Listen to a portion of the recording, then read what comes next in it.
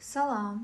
Sosial fobiya insanlar içində biabır olunmaq, tənqid olunmaq və ya pis görünmək qorxusu ilə gedən daimi və güclü bir həyəcandır. Sosial fobiyası olan insanlar kütlə qarşısında danışarkən, yeni insanlarla tanış olarkən, restoranda sifariş verərkən, telefonda danışarkən, iclasda fikir bildirərkən düşünür ki, səhv danışacağam, mənə güləcəklər, axmaq görünəcəm, hamının diqqəti məndə olacaq və s.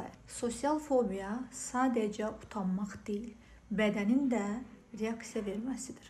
Bu zaman ürək döyüntülərinin artması, əllərin titrəməsi, tərləmə, üzün qızarması, səsin titrəməsi, mədə bulanması, baş gicəllənmə hissi olur. İnsan çox vaxt bu əlamətlərin başqası tərəfindən də hiss olunacağından qorxur. Qısaca desək, sosial fobiya zəiflik deyil, beynin təhlükəni səhv qiymətləndirməsidir. Düzgün dəstək ilə sosial fobiyanı tam nəzarətə almaq mümkündür. Hər zaman sağlam olun.